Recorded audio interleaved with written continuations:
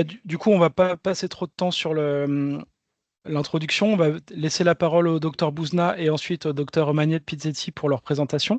Je vous laisserai le soin de vous présenter. Ce sera plus efficace que si je le fais ou si Elisabeth et moi le faisons. Donc, on vous laisse la parole dans l'ordre que vous souhaitez. Parfait. Ben, écoutez, en tout cas, merci pour votre invitation. On va essayer de vous présenter un peu une approche que j'ai développée au sein du Centre Babel, dont j'ai assuré la direction pendant de nombreuses années, qui est une approche basée sur de la médiation transculturelle dans les services de soins hospitaliers. Je vais donc vous parler de ça avec Marie-Céline, qui, elle, vous fera une présentation beaucoup plus locale par rapport au projet qu'elle souhaite initier sur le terrain. Donc, je vais d'abord aborder cette question de l'approche transculturelle dans le cadre du soin à partir sous l'angle de l'alliance thérapeutique. C'est-à-dire, et je vais m'appuyer sur une situation que j'ai rencontrée dans ma pratique de médiation au sein des services spécialisés hospitaliers en région Île-de-France. Alors, c'est vrai que l'alliance thérapeutique, dans le contexte de maladies chroniques, c'est véritablement un enjeu essentiel. La construction de cette alliance peut s'avérer complexe lorsque les soignants et les patients ne partagent pas les mêmes références culturelles. Cela peut générer des malentendus, voire des situations de blocage. Et comment faire dans ces situations lorsque les soignants ne disposent d'aucune clé pour décoder des comportements des patients dans des projets de soins complexes ou parfois vitaux? C'est toute une question de la médiation transculturelle que je vais essayer d'aborder aujourd'hui. Alors, je vais l'aborder à partir d'une situation que j'ai rencontrée récemment au sein de l'hôpital Necker, où la demande de l'équipe soignante concerne un nourrisson venu de Mayotte avec sa mère pour une prise en charge d'une lymphohistiocytose héréditaire, qui est une pathologie grave, qui est fatale sans traitement et qui nécessite une prise en charge de plusieurs mois en métropole pour une greffe de moelle osseuse. Son arrivée à l'hôpital, en provenance du centre hospitalier de Saint-Denis à La Réunion, où l'enfant avait été initialement orienté, la maman exprime une réticence majeure au projet de soins. Elle souhaite rentrer au plus vite à Mayotte, car non seulement elle doit s'occuper de ses autres enfants, mais de plus, elle explique aux soignants que des djinns, ces êtres invisibles vivant dans un monde parallèle à celui des humains, sont responsables de l'état de son enfant et qu'elle doit retourner voir un guérisseur dans les meilleurs délais à Mayotte.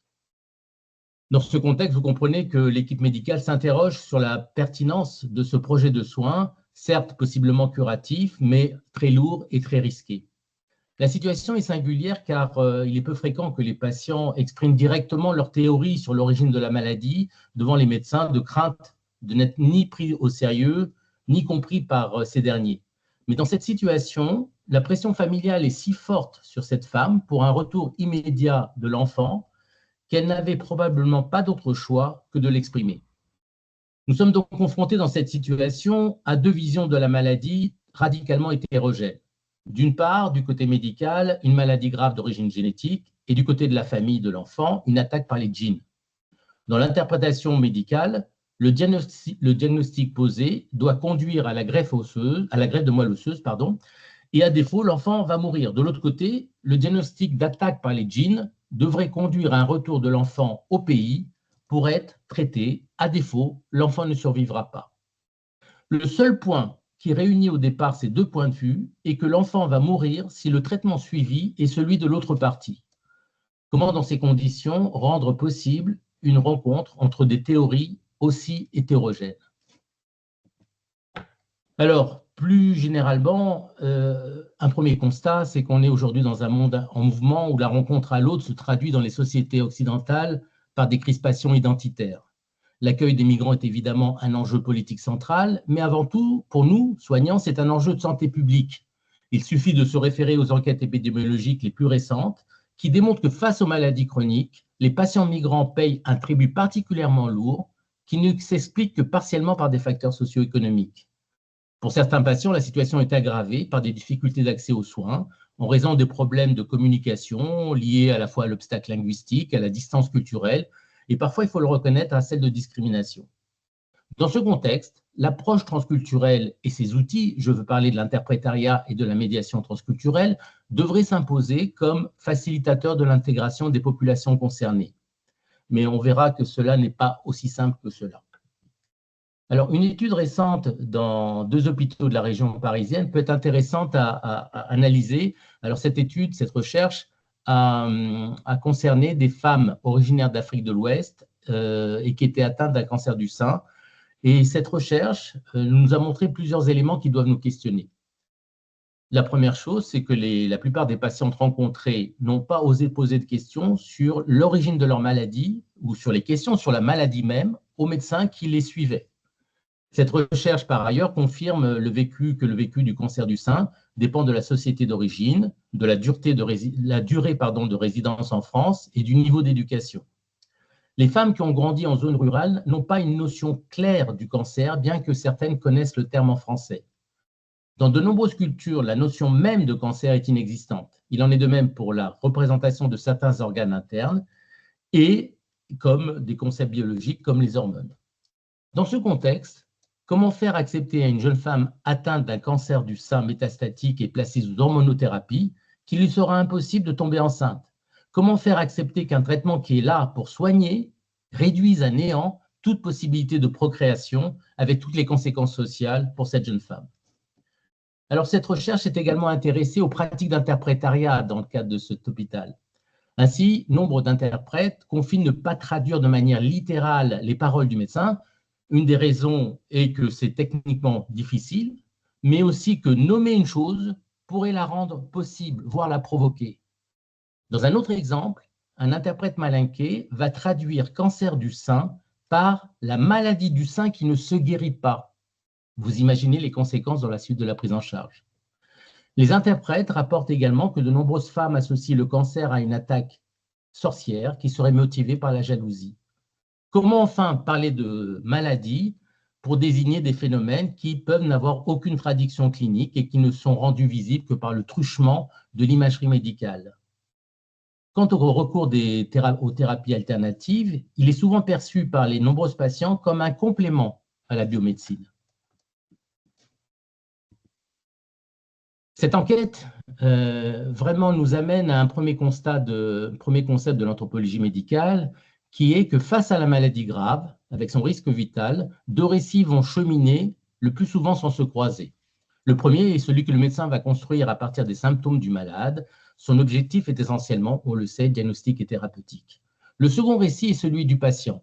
Il va l'aider à donner du sens à une effraction qui met en péril sa vie. Pourquoi moi? Pourquoi maintenant? Cette quête de sens face à la maladie grave est universellement partagée par les êtres humains où qu'ils se trouvent. Elle est donc beaucoup plus large que la recherche d'une causalité qui est l'objet de toute l'attention du médecin. Cette quête de sens du patient est à la fois individuelle et collective. Elle va se nourrir de son expérience de vie, mais également, elle va puiser dans des interprétations collectivement admises de la maladie propres à chaque communauté humaine. Ces deux récits donc sont de nature différente et en général ils s'ignorent.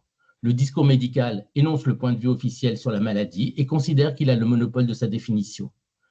Pour la médecine occidentale, la maladie est une et universelle. Le récit du patient, quant à lui, est toujours singulier et exceptionnel. Il ne cherche pas à établir la vérité, mais à construire un sens dont la portée est toujours locale pour lui, pour ses proches ou pour son groupe d'appartenance. Il n'est pas forcément délié de la pensée médicale avec laquelle il entretient des rapports complexes qui peuvent aller de l'adhésion totale à la concurrence assumée. La trame du récit du patient va s'appuyer fréquemment sur ce que les anthropologues appellent des intrigues types ou des théories étiologiques profanes, comme par exemple le mauvais œil, la sorcellerie, les transgressions, les malédictions, les djinns. Il s'agit d'énoncés culturels sur le sens de la maladie qui sont mis à la disposition du sujet par son groupe d'affiliation et qui sont transmis sous de multiples formes.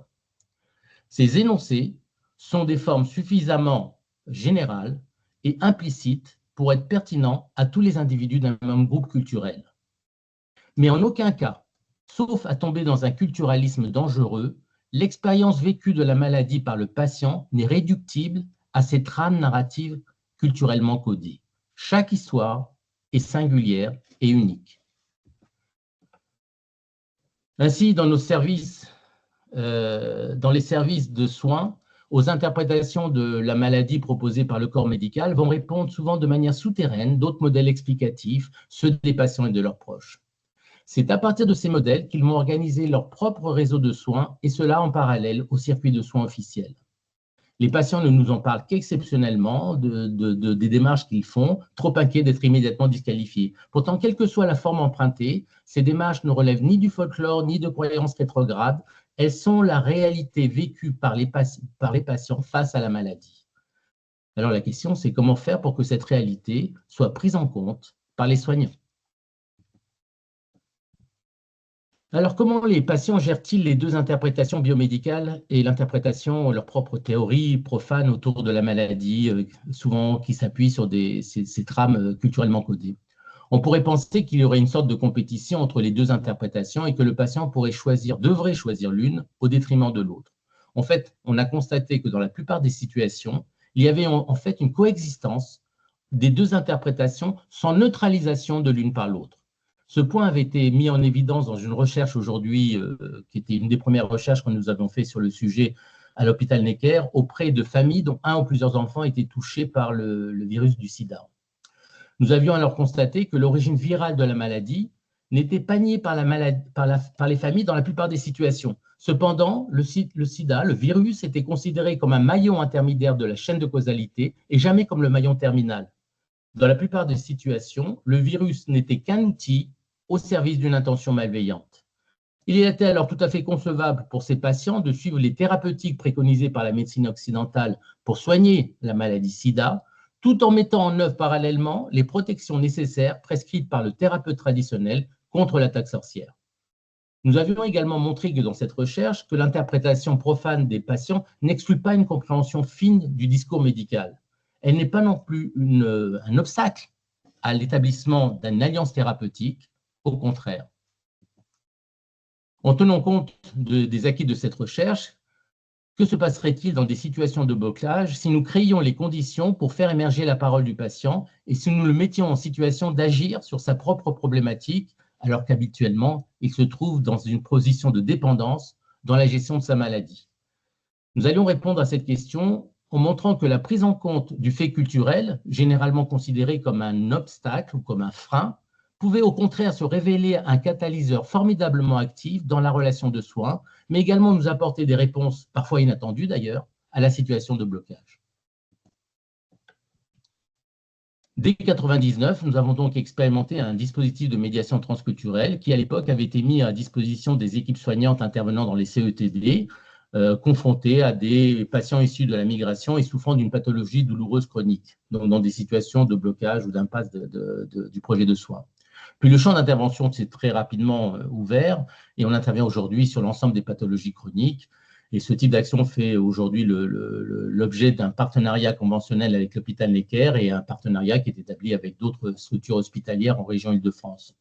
Ces deux objectifs sont assez simples: traduire aux patients les logiques d'intervention des soignants et permettre ainsi à ces patients de pouvoir le questionner, permettre à l'équipe médicale, à l'équipe soignante, d'adapter le projet de soins en lui apportant des éléments significatifs sur la place et le sens qu'a pris l'événement morbide dans l'histoire de vie de leurs patients. Alors, comment ça fonctionne concrètement? Le dispositif de médiation est animé par un binôme constitué par un médecin formé à l'approche transculturelle et un médiateur culturel de la même origine que le patient et maîtrisant sa langue maternelle. Leur rôle est d'initier un double mouvement dans la médiation. Tout d'abord, clarifier les théories médicales et leurs limites auprès du patient et de ses proches, expliciter auprès des soignants le point de vue du patient et les trames culturelles sous-jacentes à son récit. L'objectif est véritablement d'agir avec l'ensemble des ressources disponibles, celles de la médecine occidentale naturellement, mais également avec les ressources du patient. Cette pratique nous positionnait d'emblée dans la médiation santé telle que l'a définie en 2017 l'HAS, qui a mis en avant le rôle de l'interprétariat dans l'accompagnement des soins et qui a ouvert la reconnaissance d'une profession, celle de médiateur en santé. Cette médiation en santé consiste à créer donc des interfaces entre les différents acteurs du système et les personnes en difficulté dans leur parcours de soins, l'objectif étant d'aider ces personnes avec une logique de faire avec, en prenant en compte leur capacité à accéder aux soins et à la prévention. La médiation en santé s'inscrit donc, telle qu'elle est définie aujourd'hui, dans le mouvement d'empowerment qui vise à restaurer le pouvoir d'agir des personnes en situation de vulnérabilité. Appliquée à la maladie chronique, la question pourrait se formuler ainsi: comment faire pour que le patient et ses proches puissent devenir des acteurs impliqués dans leur prise en charge? Pour atteindre cet objectif, les chercheurs québécois nous ont montré qu'une des conditions premières était la nécessité que les patients participent à la définition de ce qui posait problème et que celle-ci ne pouvait rester de la seule prérogative des professionnels. Le premier défi d'une médiation transculturelle était ainsi posé. Comment passer d'une définition strictement biomédicale de la maladie à une définition plus large à laquelle pourrait participer le patient? Ce point est véritablement capital dans notre travail, car si nous restons dans une définition strictement biomédicale, le seul expert légitime pour intervenir est le médecin. Par contre, si, sans réfuter l'interprétation biomédicale, nous construisions avec le patient une définition plus large de l'événement maladie, alors d'autres acteurs peuvent être légitimes pour intervenir. Donc, dans le dispositif de médiation, nous partons d'un postulat qui est véritablement la pierre angulaire de l'intervention. Le patient détient une partie de l'explicitation de la problématique qu'il pose et donc d'une partie des réponses pour y faire face. Évidemment, c'est là un point de rupture central avec les pratiques professionnelles basées sur la prescription, comme l'est par nature la pratique médicale.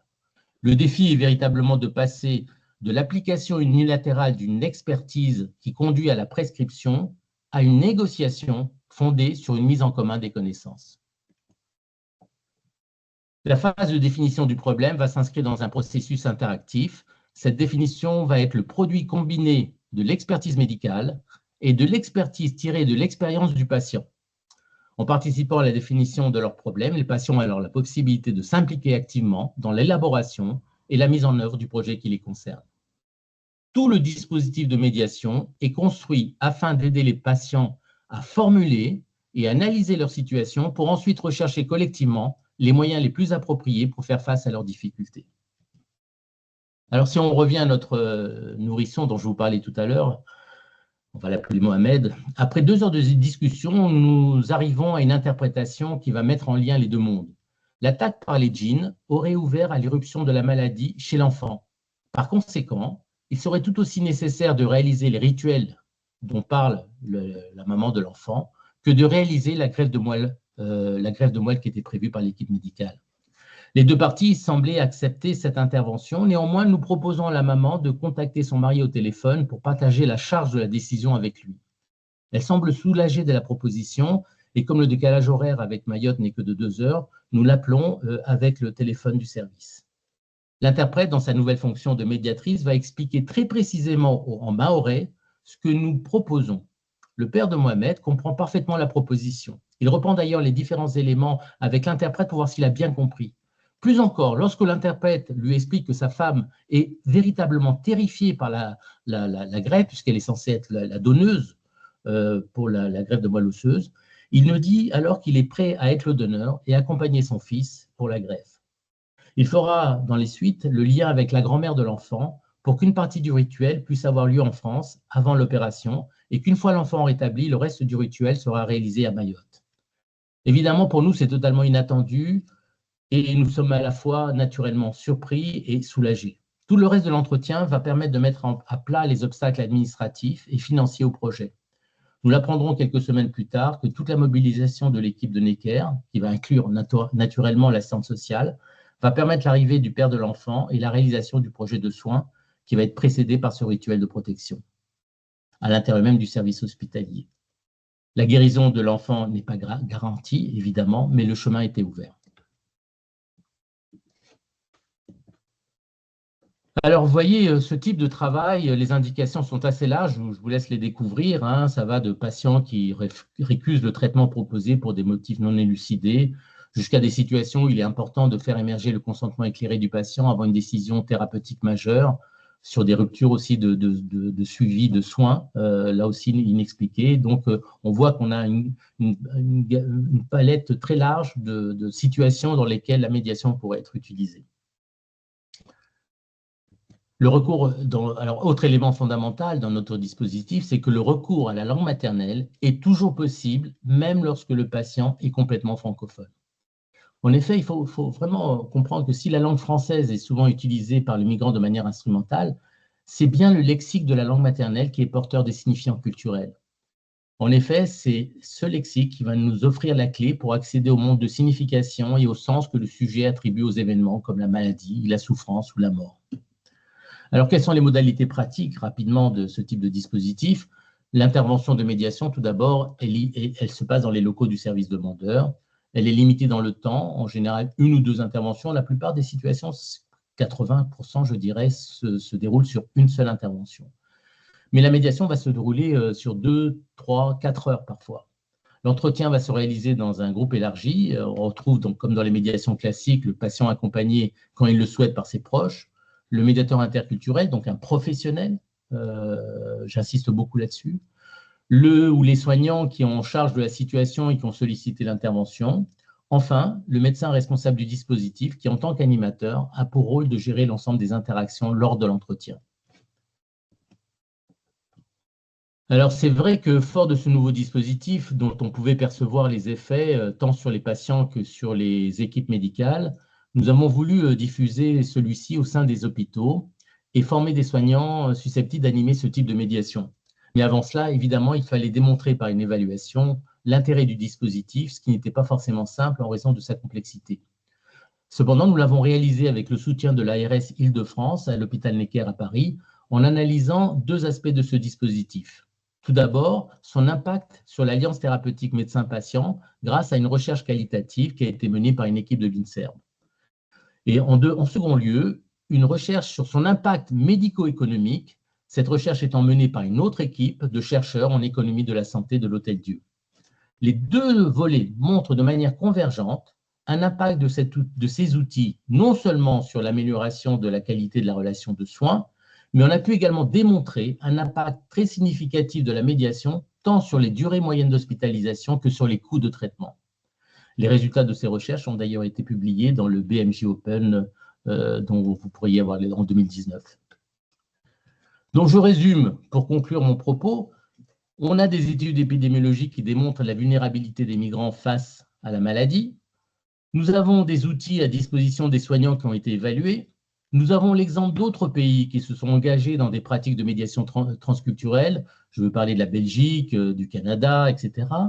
Nous avons des soignants qui très majoritairement sont convaincus de la pertinence du problème posé car ils le vivent dans leur pratique quotidienne. Pourtant, malgré tous ces arguments, nous avons énormément de difficultés en France à pérenniser ces outils et à les inscrire dans des cursus de formation des soignants, notamment la question de l'acquisition de compétences transculturelles. Ça sera intéressant d'en faire un objet de discussion peut-être dans un deuxième temps. Alors, quelques ouvrages pour ceux que cela intéresse, que le sujet intéresse. Tout d'abord, le livre que j'ai écrit avec Catherine Lewandowski sur des situations de patients, en fait, et en expliquant le dispositif à travers des récits que nous avons recueillis auprès des patients.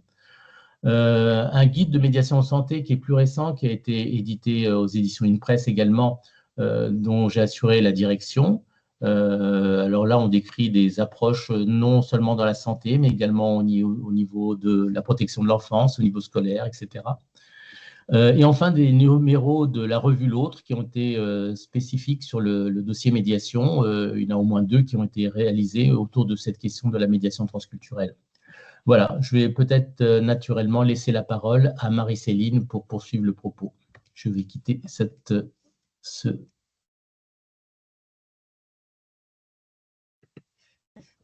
Voilà. Merci beaucoup, docteur. Effectivement, je vous propose qu'on passe à l'intervention de docteur Magnette Pizzetti. N'hésitez pas à garder les questions qui vous viennent à l'esprit ou à les noter dans le chat pour la deuxième partie si vous le souhaitez. Et, docteur Magnette Pizzetti, est-ce que vous nous entendez? Oui, tout à fait. Bonjour. Bonjour. Je suis désolée, je voulais me connecter avant et j'ai un problème d'ordinateur, du coup je suis arrivée un peu à la bourre et je ne sais pas comment je mets mon diaporama sur le… Alors, si vous avez le diaporama ouvert sur votre ordi, à droite du microphone, il y a la petite flèche qui vous propose de le partager. Si vous cliquez sur partager, ensuite vous pouvez choisir la fenêtre. Partager. Ploup. Partager. Est-ce que ça marche là? Ouais, super. Ok. Donc c'est bon, je peux commencer? Ouais, c'est à vous. Merci. Ok. Alors moi je suis donc Marie-Céline Magnette Pizzetti, je suis médecin généraliste dans la Drôme à l'Oriol. Et j'ai suivi le DU de médiation transculturelle en santé dirigé par Serge. Voilà, et je voulais vous présenter notre projet sur le territoire valentinois.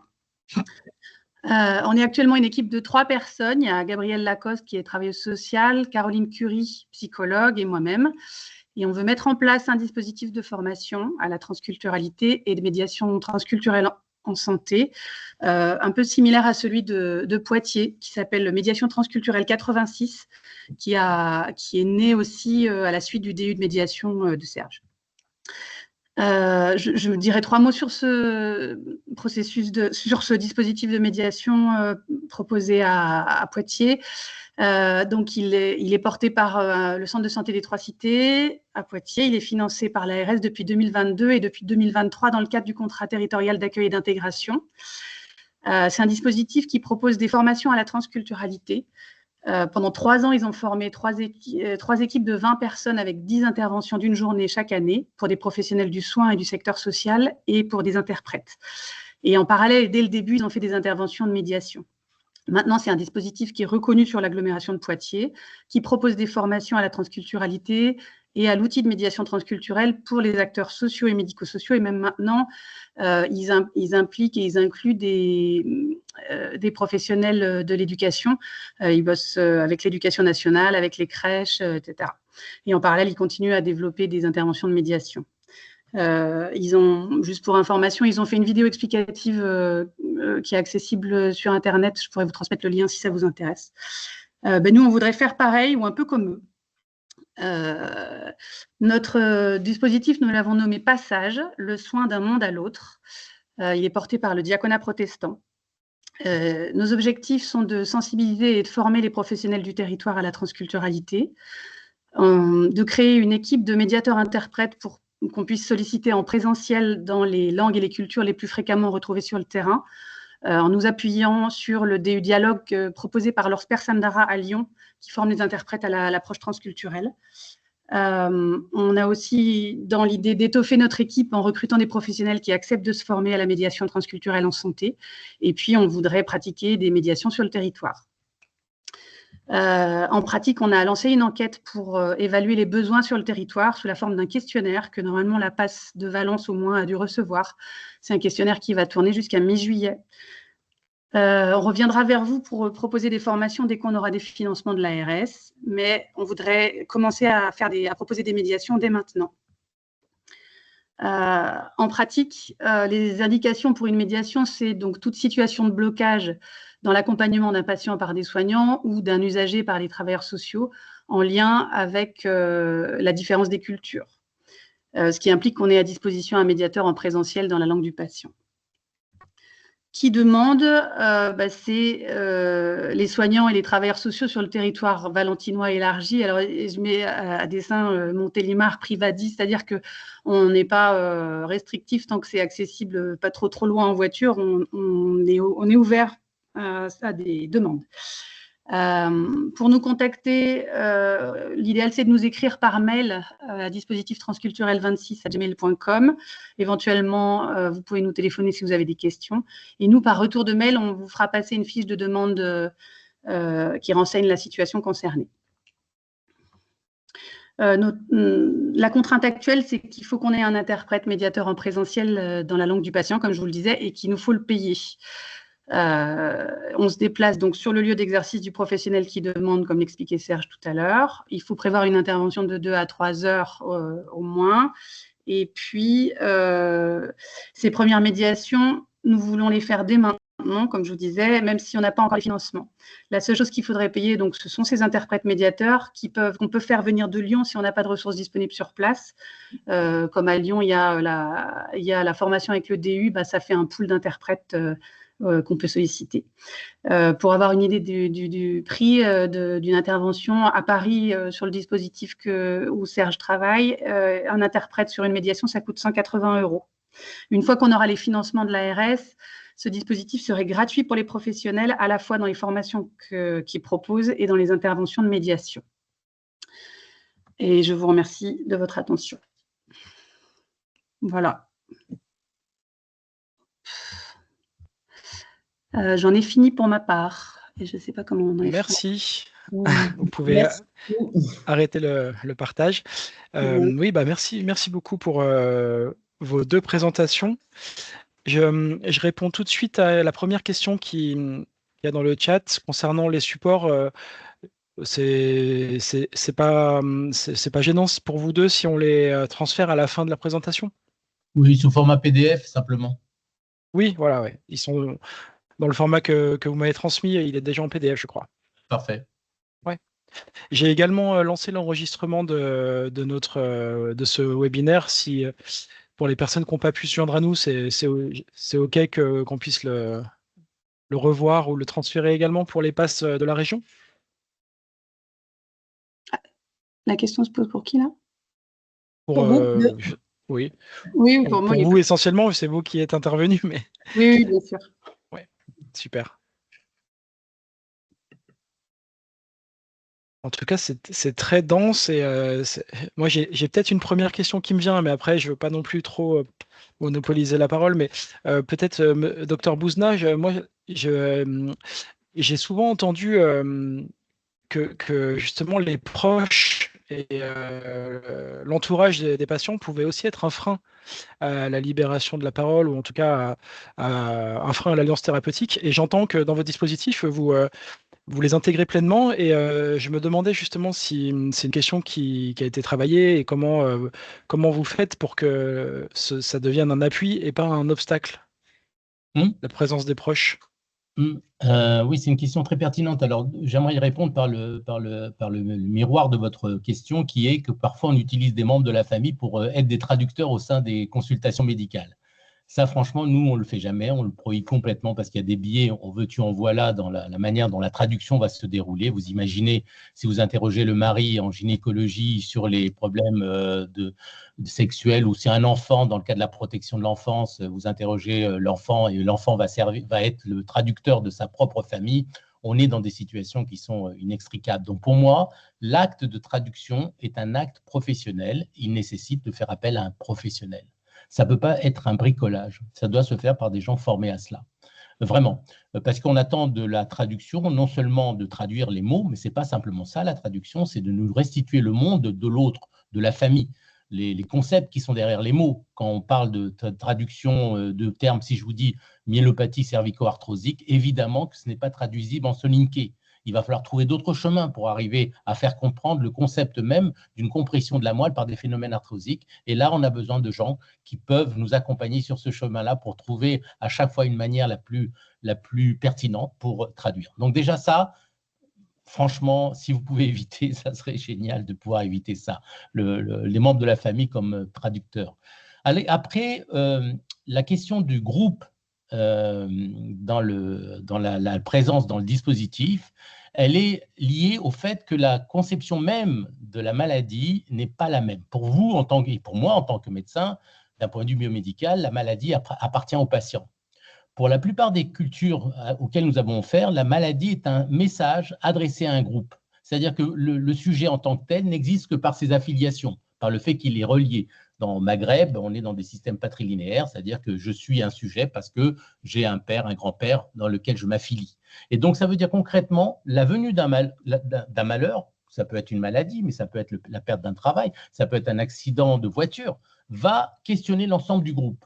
Et qu'à ce moment-là, ce n'est plus un problème de la personne, mais simplement un message à décoder pour l'ensemble du groupe.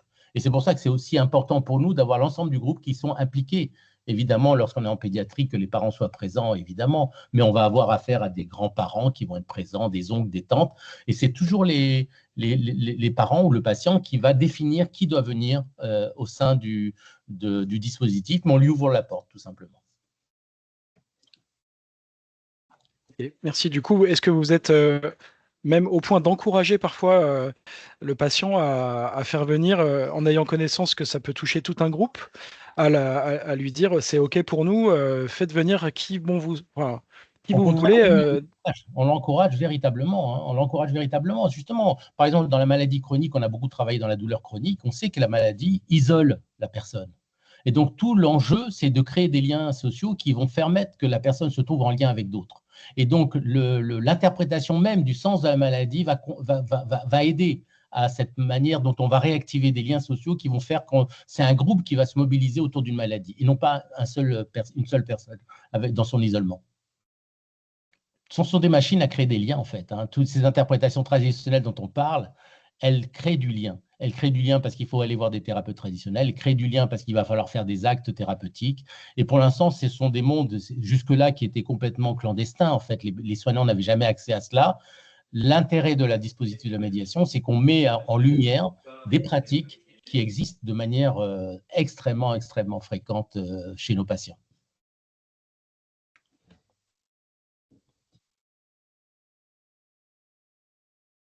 Merci beaucoup pour votre intervention et puis voilà, les compléments que vous venez de nous donner qui sont tout à fait intéressants, je pense, pour les professionnels. Je vois que dans le chat, il y a effectivement une remarque par rapport à la diminution du budget d'interprétariat. Je ne sais pas si vous le savez, mais sur la région Auvergne-Rhône-Alpes, nous avons la chance d'avoir l'ARS qui finance directement l'interprétariat au sein des dispositifs PASS, entre autres. Il y a aussi d'autres dispositifs et même la médecine de ville qui peut bénéficier de l'interprétariat. Et au regard, j'ai envie de dire, du succès de cette utilisation de l'interprétariat, parce qu'on milite beaucoup pour de l'interprétariat professionnel, les budgets ont fortement augmenté ces dernières années. Et l'ARS a donc souhaité non pas les diminuer, mais les limiter au montant qui a été dépensé en 2024. Donc, il est clair qu'on est dans un dispositif qui est plus contraint et qui peut effectivement amener à un moment donné à ce qu'on puisse ne plus proposer, ne plus accepter l'interprétariat quand le budget sera dépassé. Donc ça, c'est une réalité. Malheureusement, on fait aussi avec les contraintes budgétaires du ministère. Concrètement, je rappelle quand même que tous les établissements de santé sont censés proposer de l'interprétariat à l'ensemble des soignants de l'hôpital, et qu'au-delà de ce financement spécifique pour les PASS, il y a aussi un financement qui doit être mis en œuvre par les établissements de santé pour les professionnels dont se dépasse. Donc, je crois qu'il faut aussi ne pas oublier et tenter, beaucoup d'établissements l'ont déjà en place, d'autres pas, mais en tout cas, c'est aussi une piste à creuser de pouvoir effectivement avoir cette possibilité de financement de l'interprétariat à l'hôpital pour tous les soignants. Je ne sais pas si j'ai répondu à la question. Oui, le souci, ça va être de trouver des budgets dans les hôpitaux pour financer, quoi. C'est une vraie problématique. Alors, oui, après, quand on voit le modèle socio-économique, on se rend compte que finalement, c'est gagnant. C'est la question. Moi, j'ai été formé en santé publique. Ma première formation, ce n'est pas le transculturel, c'est la santé publique. Je veux dire, j'ai toujours appris qu'il fallait évaluer et montrer que les résultats de ce qui était investi permettaient effectivement des économies en termes de santé.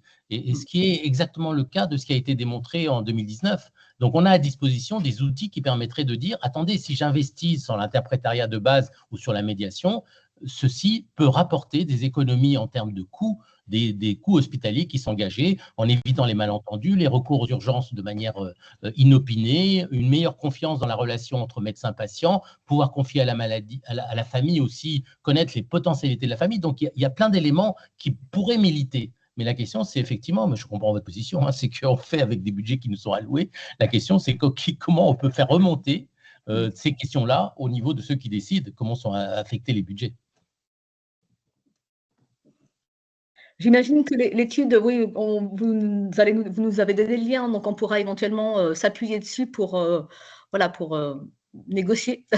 Oui, absolument. Et puis, on a des exemples de l'hôpital Necker qui, sur ses fonds propres, finance depuis 10 ans la médiation au sein de ses services hospitaliers quand même. Pas n'importe quel hôpital quand même, un hôpital Necker. Donc, on a des chefs de service on connaît pertinemment les situations de crise aujourd'hui des hôpitaux en général, mais des chefs de service qui prennent 3 heures pour venir accompagner un patient parce qu'ils pensent que c'est utile et pertinent dans leur accompagnement et que ça va faire économiser beaucoup de malentendus, beaucoup de temps dans un second temps.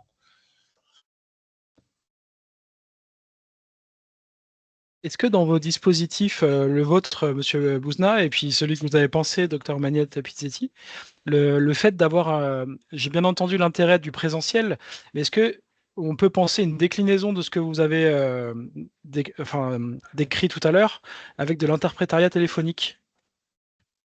c'est compliqué ou j'imagine que c'est moins qualitatif, mais est-ce que c'est quand même quelque chose qui pourrait fonctionner quand même? Sur l'interprétariat par téléphone, c'est naturellement plus compliqué. Ça a été pratiqué dans des situations dans lesquelles il n'y avait pas d'autre choix que de le faire de cette façon-là. Par contre, sur la visio, moi, je pense qu'il y a un sujet autour de la médiation en visio, mais ça mériterait d'être évalué. C'est-à-dire que je pense que ce type de pratique va modifier nos manières de faire habituelles, mais qu'elle permettrait effectivement d'intervenir de manière excentrée à la région Île-de-France. Mais encore une fois, il faudrait évaluer vraiment l'impact de ce type de dispositif lorsque sont les animateurs de la médiation qui sont en visio, vous voyez. Mais ça n'a pas encore été évalué, vraiment. Une autre question du même ordre, est-ce que vous savez s'il y a d'autres effectivement territoires ou établissements qui pratiquent cette médiation comme vous le faites, vous, sur Paris? Alors, à part Poitiers, dont Marie-Céline a parlé, donc il y a dans plusieurs terrains, mais dans des champs différents que ceux de la santé, puisque par exemple, à Metz, vous avez un chef de service de CMPP qui a mis en place un projet, entre l'école et le CMPP, pour justement, vous connaissez les délais d'attente, et parfois pour des demandes qui ne sont pas forcément très précises.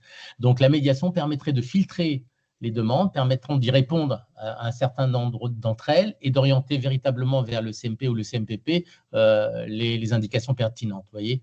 Donc, la médiation, elle peut avoir plusieurs utilités et pas simplement lever des blocages, mais permettre de comprendre un peu les enjeux et pouvoir orienter de manière adéquate vers le lieu institutionnel pertinent. Voyez. Mais donc, il y a plusieurs endroits dans lesquels il y a ce type d'initiative, pas à la hauteur de Poitiers, qui est vraiment en avance sur l'ensemble des autres régions. Bon, pourtant, c'est l'initiative de 2 professionnels qui ont fait le DU de médiation en santé que j'organise depuis maintenant une douzaine d'années à l'Université Paris-Cité. Et donc, ils ont, avec leur propre énergie, convaincu le terrain, et en particulier vos collègues de l'ARS, de pouvoir s'impliquer et s'investir sur ce type de projet.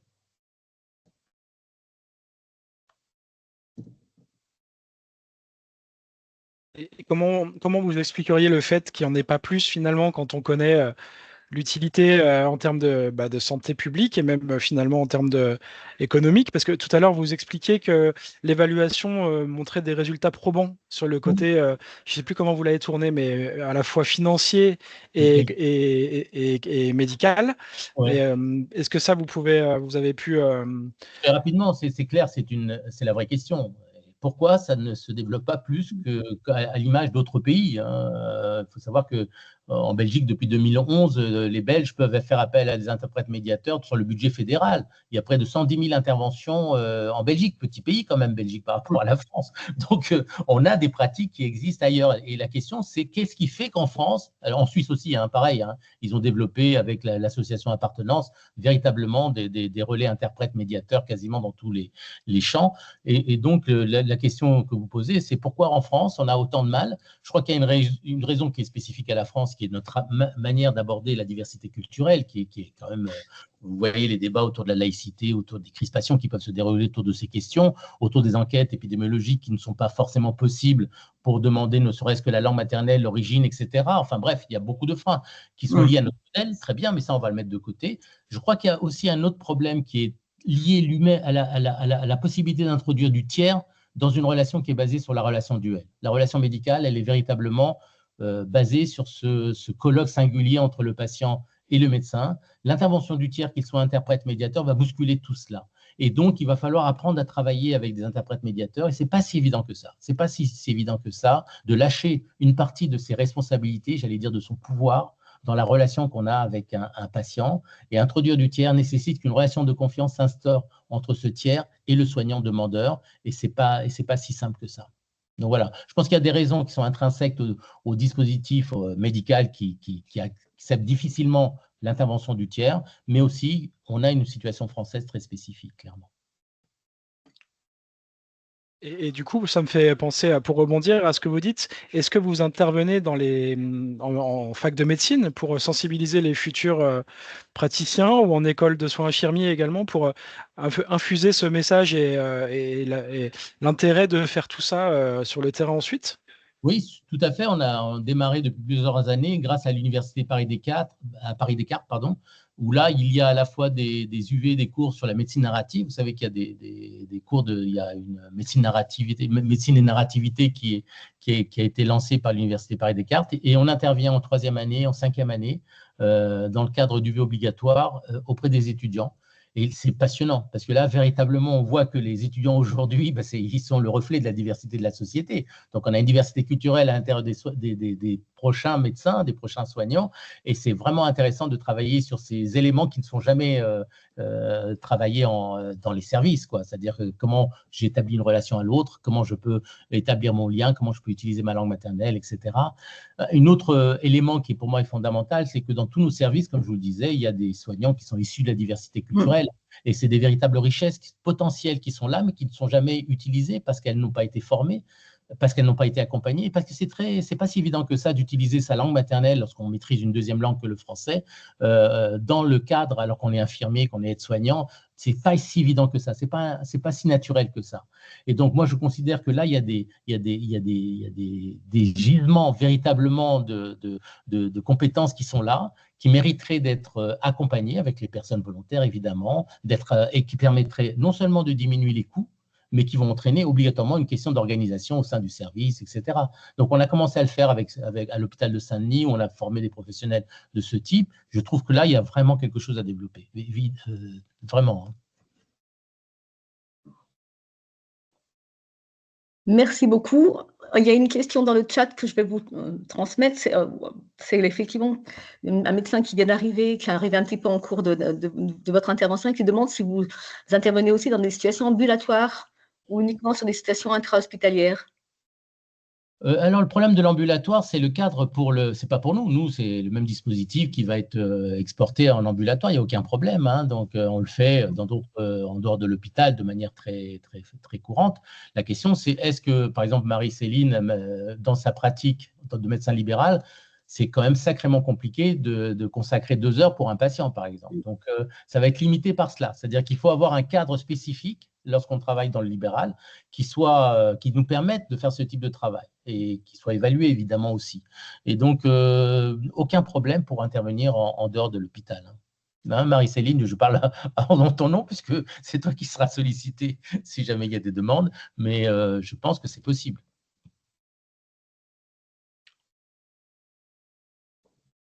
Elle ne m'a pas entendu. J'ai l'impression qu'elle est déconnectée. Ah, oui, je vois que l'image est figée, donc elle ne doit plus nous entendre. Elle ne doit plus nous entendre.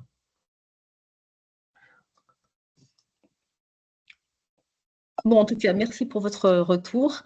Je ne sais pas s'il y a d'autres questions. Je ne vois pas de main. Je ne sais pas si c'est les collègues du docteur Magnette qui sont peut-être présentes veulent dire quelque chose sur ce point-là, sur la possibilité comment vous avez réfléchi votre projet d'intervenir aussi sur de l'ambulatoire en dehors de l'hôpital.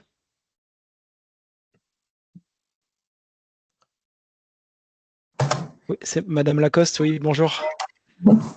Oui, l'idée, c'est d'intervenir dans toute situation. Et de toute façon, il n'y a pas forcément que la santé. Comme on disait tout à l'heure, il peut y avoir aussi sur des services sociaux ou en protection de l'enfance, par exemple. Donc là, on peut même sortir aussi du cadre médical, pour le coup. Voilà. Oui, du coup, on serait même plus sur une réponse avec un besoin de soins derrière, forcément, dans ces cas-là. C'est-à-dire ? Du coup, je ne suis pas sûr d'avoir compris. Si vous intervenez en protection de l'enfance ou au milieu scolaire, pour faire médiation culturelle, il n'y a pas forcément un besoin de soins qui serait à l'origine de la demande d'intervention? Ouais, pas forcément, oui, parce qu'après, je pense que ça, si j'ai bien saisi, c'est que ça peut se décliner aussi dans toute situation d'achoppement avec des professionnels et des personnes issues de la diversité culturelle. Donc, en fait, dans l'idée, oui, évidemment, on part du médical parce qu'aujourd'hui, la personne qui porte aussi le dispositif, c'est Marie-Céline, qui est médecin. Mais pour le coup, moi, je suis professionnelle du travail social. Et il y a aussi Caroline Curie qui est psychologue. Et du coup, l'idée, c'est à terme, c'est aussi de pouvoir… on constate qu'il y a des situations d'achoppement et qui vont bien plus large que le médical. Donc, Et parfois, le médical vient rejoindre la protection de l'enfance. Lorsqu'il y a des ruptures de suivi concernant des enfants, combien de situations vont aboutir sur le bureau du juge, alors qu'en fait, le juge n'a strictement posé aucune réponse sur le fait de décider. Donc, la médiation, elle peut être utilisée à ce niveau-là. Par exemple, pour évaluer si, dans une situation donnée, s'il n'y a que le chemin judiciaire qui permettrait de résoudre le problème. S'il n'y a pas d'autres pistes à explorer avant même d'engager ce circuit très lourd. J'ai beaucoup travaillé en protection de l'enfance, donc je le connais, ce circuit, donc, qui est quand même très lourd et très handicapant pour les familles dans l'établissement du lien. Lorsque vous avez des professionnels qui font intrusion au domicile pour faire des évaluations, c'est très mauvais. Donc là, il y aurait peut-être un créneau qui relierait le soin et la protection de l'enfance, c'est-à-dire dans des situations de blocage de soins, avant sauf urgence, mais avant d'aller vers le judiciaire, de pouvoir solliciter la médiation. Absolument.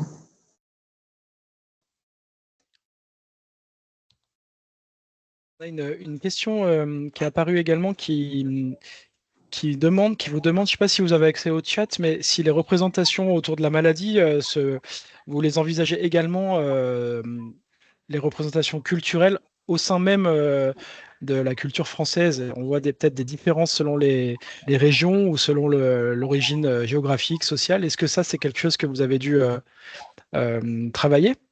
Il faut remercier Madame Guillard, je pense, qui a posé cette question-là, véritablement, parce que c'est la question vraiment centrale. Je pense que pour clôturer un webinaire, c'est vraiment ça. C'est-à-dire, ce qui concerne les migrants concerne l'ensemble des patients. En fait, les migrants, c'est une sorte de loupe grossissante à des facteurs, à des difficultés d'accessibilité, d'intelligibilité de nos systèmes professionnels qui concernent l'ensemble des patients.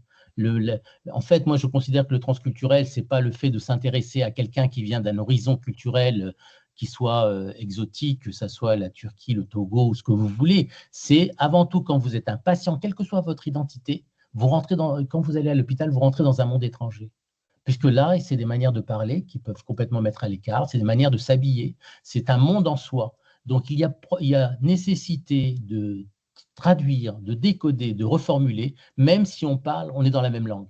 Ce n'est pas parce qu'on parle le français, on partage tous le français, que notre discussion va être fluide, qu'elle ne va pas être émaillée de malentendus qui peuvent entraîner des difficultés de blocage. Donc, évidemment qu'il faut travailler avec les identités culturelles, quelles qu'elles soient, y compris les identités, on va les appeler autochtones, c'est-à-dire des franco-français, parce que les questions régionales, les questions d'histoire familiale, moi, les médiations les plus fortes, je les ai faites avec des patients lyonnais, où la patiente nous racontait la manière dont elle avait été éjectée de la famille parce qu'elle s'était mariée avec un ouvrier alors qu'elle est issue d'une famille très bourgeoise, etc., déshéritée, etc., toutes des histoires qui vont se greffer autour de cela. Donc, on a nos propres histoires. Et les patients dans le Loiret, dans toutes les régions de France, on a rencontré des gens et des pratiques qui sont beaucoup plus clandestines. Par exemple, les pratiques traditionnelles en France, il va falloir y aller dans le village où il y a celui qui enlève le feu, celui qui sait le rebouteux du coin, etc. Ça, il y a un ouvrage qui a été mis, qui est quand même très d'actualité, de Jeanne Favre-Saada, sur ces pratiques-là dans le bocage normand. Et donc, je trouve qu'il y a notre richesse je dirais, de terroir, et que donc aller à l'hôpital lorsqu'on est soi-même issu d'un milieu rural, c'est obligatoirement aller dans un monde étranger qu'on ne maîtrise pas. Il y a besoin de traduction, il y a besoin de reformulation, il y a besoin de passerelle. Et donc, merci à Madame Guillard d'avoir posé cette question. C'est un dispositif universel. Il nécessite des outils spécifiques. On n'aura pas besoin d'avoir quelqu'un d'interprète dans la même langue, mais par contre, on sera extrêmement vigilant que la langue médicale, biomédicale, soit traduite en langue profane. Et la langue française n'est pas la langue biomédicale. C'est deux langues différentes.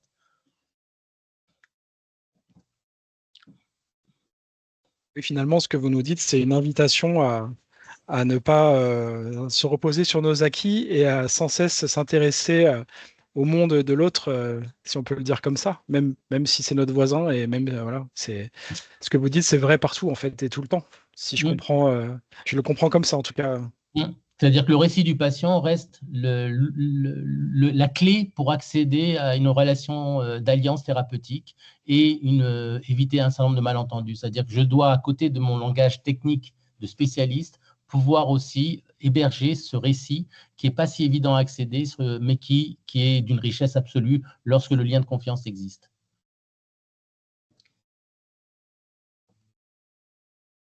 Ok, bah merci. Et c'est vrai que c'était une question qui a permis d'ouvrir un petit peu. Et merci de votre réponse également. On approche de 14 heures. Donc, si quelqu'un veut prendre la parole, il reste encore 1 ou 2 minutes. Sinon, merci encore à vous et à l'équipe, à la future équipe, qui j'espère fonctionnera sur Valence bientôt. Donc, J'espère de aussi. votre temps.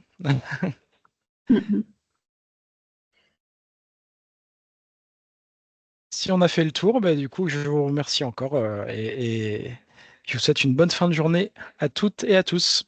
Bonne continuation à Au tous. revoir, bonne journée à tous. Merci et très Au revoir. bonne journée. Au revoir.